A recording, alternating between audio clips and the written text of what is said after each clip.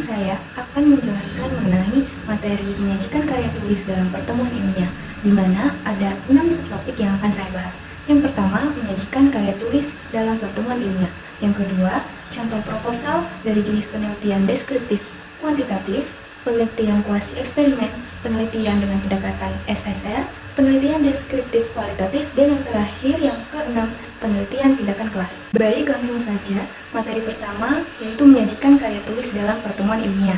Menyajikan karya tulis ilmiah dalam suatu pertemuan ilmiah seperti seminar, lokakarya, atau diskusi panel mempunyai nilai kredit tersendiri bagi jabatan fungsional, guru, dan tenaga kependidikan lainnya. Misalnya, setiap akhir semester, kepala sekolah memimpin lembaga pendidikan atau pimpinan organisasi profesi kependidikan menyelenggarakan pertemuan ilmiah untuk membahas berbagai masalah kependidikan.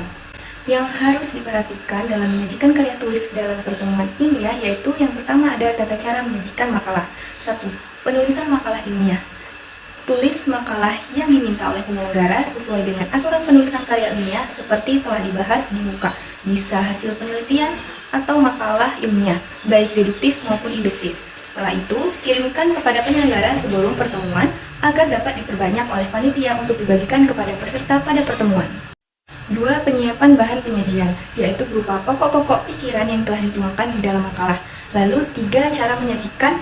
Yang pertama, berikan pengantar yang berisi ucapan terima kasih kepada panitia penyelenggara atas kepercayaan untuk menyajikan makalah tersebut. Lalu, kemukakan gambaran umum isi makalah. Kedua, kemukakan secara sistematis isi pembahasan sesuai dengan pokok pikiran atau garis besar bahan sajian.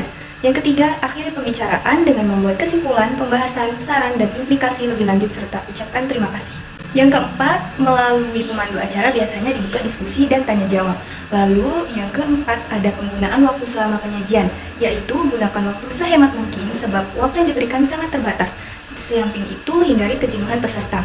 Yang kelima, penampilan dalam penyajian, yaitu mulai dari pakaian yang rapih dan kendalikan diri dengan penuh percaya diri, tidak gugup, tenang, menguasai materi dan kelas, bahan yang komunikatif, serta santai dan tidak tergesa-gesa. Yang terakhir, cara mengakhiri penyajian. Akhiri pembicaraan dengan ucapan terima kasih atas perhatian peserta dan mintalah tanggapan, saran, dan pandangan terhadap bahan sajian. Lalu, teknik menjawab pertanyaan peserta pertemuan karya ilmiah. 1. Buatlah atau tawarkan prosedur pengajuan pertanyaan, misalnya pertanyaan dibuka dalam 1 atau 2 segmen. Setiap segmen maksimal 3-4 orang penanya. Pertanyaan akan ditampung dulu dan akan dijawab setelah semua penanya selesai mengajukan pertanyaan. Pertanyaan bisa diajukan secara lisan atau tertulis dan pertanyaan diajukan melalui moderator. 2. Simaklah pertanyaan peserta dengan baik, kemudian catat pokok-pokok pertanyaan itu. 3. Apabila ada pertanyaan peserta yang senada, kelompokkan pertanyaan tersebut agar dapat dijawab sekaligus. Yang keempat, tandai pertanyaan mana yang layak dijawab, yakni pertanyaan yang ada dalam konteks pembicaraan. Yang kelima, pada prinsipnya, pertanyaan yang diajukan tidak selalu harus dijawab, bisa dikomentari atau dilemparkan kepada peserta, bisa diterima untuk dijadikan catatan sebagai saran dan koreksi penyempurnaan atau ditolak karena tidak relevan. Yang keenam, terhadap pertanyaan yang harus dijawab, usahakan agar isi jawaban tidak menyimpang dari isi makalah yang telah disampaikan. Lalu yang ketujuh, akhiri acara diskusi dan tanya jawab dengan ucapan terima kasih kepada para peserta atas tanggapannya yang sangat berharga bagi pemecahan masalah.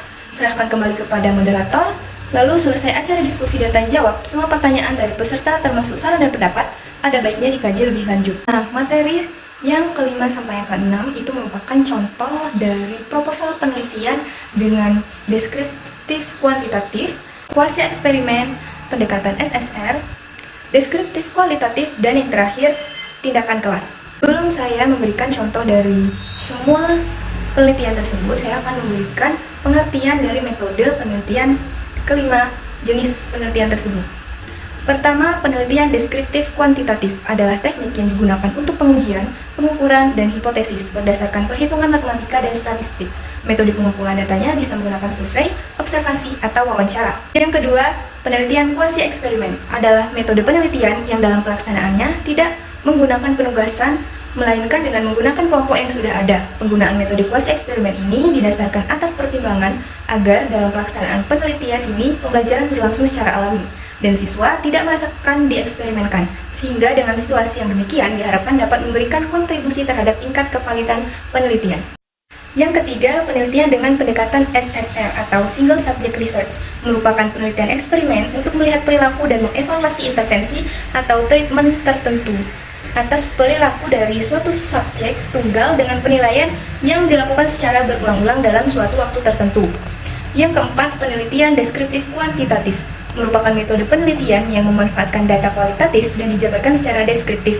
Jenis analisis data deskriptif kualitatif kerap digunakan untuk menganalisis kejadian, fenomena, atau keadaan secara sosial. Yang kelima, penelitian tindakan kelas atau PTK merupakan sebuah proses investigasi berulang dan bersifat mandiri dengan tujuan untuk melakukan perbaikan terhadap sistem, proses, isi, atau situasi kelas dan pembelajaran. Selanjutnya, mengenai contoh-contoh dari penelitian yang sudah saya jelaskan tadi. Sekian, terima kasih.